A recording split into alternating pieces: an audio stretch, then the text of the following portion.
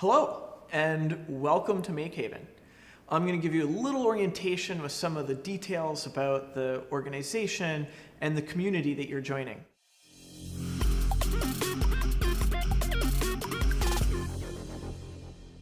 Hi, I'm Kate, and I'm the Operations Manager here at MakeHaven. I'm going to interrupt JR just for a minute to make sure you understand all the steps to your sign-up. So you're going to watch the video all the way through to the end, and then next you're going to click one of the blue buttons, either above or below the video, that say, Take the Quiz. This will take you to a short quiz to make sure you understand all the key safety and policy points here at MakeHaven, and then it's going to bring you to a scheduler where you can pick a time to come to your safety walkthrough and key pickup. It's really important that you go through all the steps to get to the essential step of signing up for your safety walkthrough and key pickup. That gives you access to the space, and that gets you onto the fun part of making stuff. If you get stuck at any point during this sign-up process, feel free to email us at info@makehaven.org and we'll help you out. Now back to JR. First of all, MakeHaven is a nonprofit organization, and we have the mission of enabling makers to create anything that they can imagine. A lot of the times we're helping artists, we're helping entrepreneurs, we're helping craftspeople achieve what they desire to see happen in the world. We look at everyone and we hope everyone sees themselves as members, not customers like a typical business. We hope that people chip in, become part of the community. It is important to think about how you work with others in such a big group. We now have hundreds of members. We also provide a lot of trust. So MakeHaven is open 24 hours a day, 7 days a week.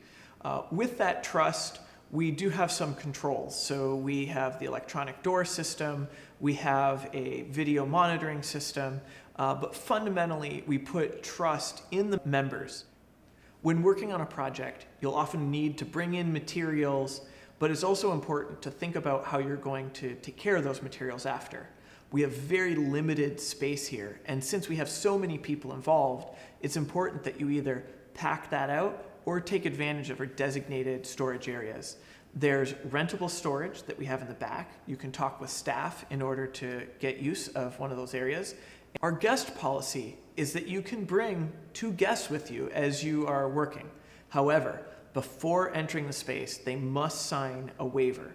That is, no matter what they're doing in the space, it is required that they have signed off on that and acknowledge the risks of being in a makerspace. They cannot be operating any tool that requires a badge. So they might be able to assist you with hand sanding something or assembling something, but they're definitely not going to be using a table saw or any other equipment which we've designated with the badge icon or badge requirement. Another note is that minors must have their legal guardian sign off on a waiver, and they must be accompanied at all times by a guardian. When you're bringing your guest into the space, it's important that you use one of the guest tags. These are identifiers and show everyone that that individual is in fact a guest and they are your guest. As a membership organization, we think about the many ways that we connect our membership, and there's a few of them.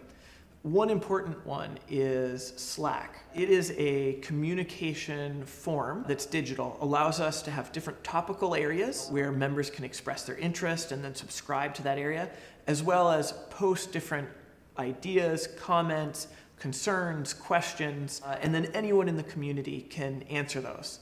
So I encourage you to take some time to get to know that community and the resources that are there on that forum. There's other ways we connect. So of course we have events, and those events break into different categories. We have events that are just member only, or maybe members and invited friends.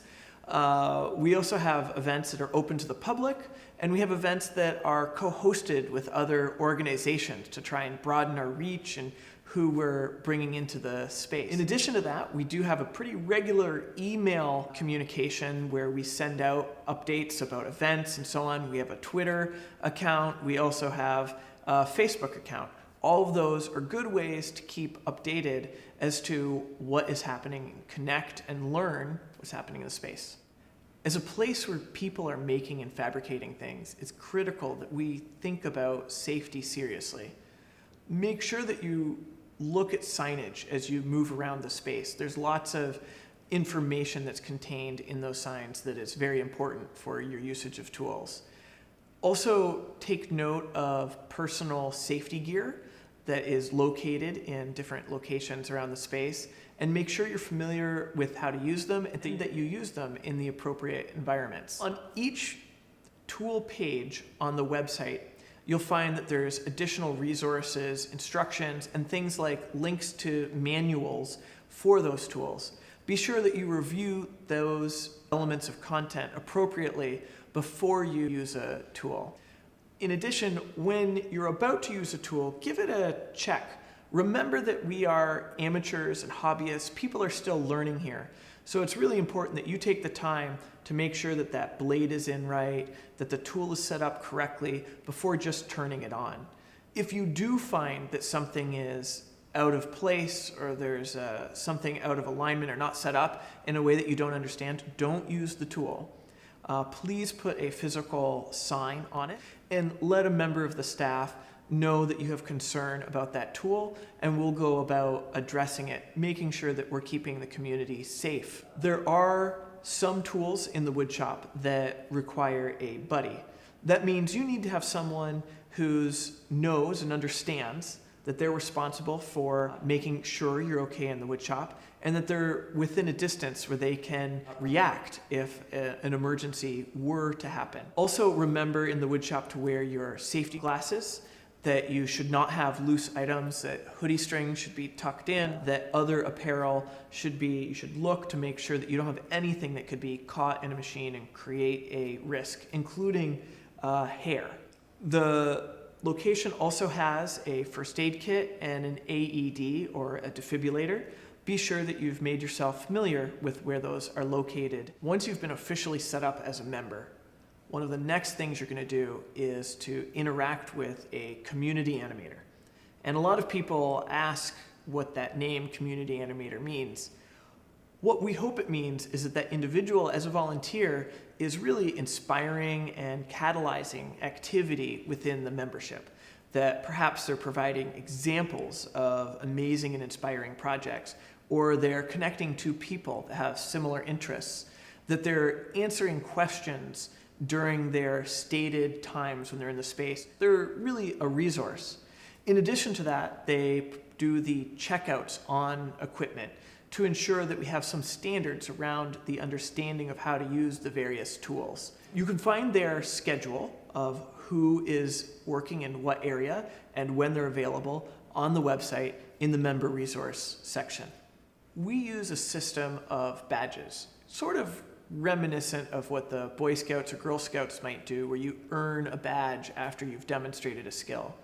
What we ask people to do to give us confidence that they can competently use a tool is to typically watch a video, then take a little quiz demonstrating that they've watched the video and some core concepts, and then meet with an animator and demonstrate physically that they have the skills and the confidence to use that tool. This is how somebody earns a badge. Now, there are some exceptions. There's some tools that you don't need to do a checkout, or there's some tools that only require a video. The website has a number of resources aimed at members. We do have a members resource section, which is only available once you have logged in as a member. On it, you'll find a directory of the other members with some skills and interests listed. We hope this will be a way for you to connect with other people that have overlapping interests. There is the community animator schedule, as I mentioned before. There's a list of all of our equipment and particular information about each one of those pieces of equipment. There's a file bucket, we call it, where you can upload a file and then access it at home or here. There is a small store. Although we have people bring in all of their own materials, and we do not supply materials other than incidental materials like some glues or staples, the store is a place where maybe it would be inconvenient to go and get acrylic, which you typically have to order online, or particular paints. We've purchased some of that, and then on your honor, you buy that and pay for it either by going to the cash box, which is on the wall by the 3D printer station, or by paying through PayPal on the website. Typically, materials that are relative to a machine or tool are listed at the bottom of that tool page, and they're also listed at makehaven.org/store. As a new member, your next steps are going to be coming into the space by setting an appointment, and then you are going to walk around and take a look at all of the safety equipment in person. We'll make sure that we're on the same page of where those resources are. After you've been officially onboarded and given a card, we hope that you think about a project that excites you. Not a project that becomes overwhelming, but an achievable project that you can get in the near term. So welcome to MakeHaven. We're excited to have you as part of our community, and I look forward to seeing the amazing things you're going to make as a member.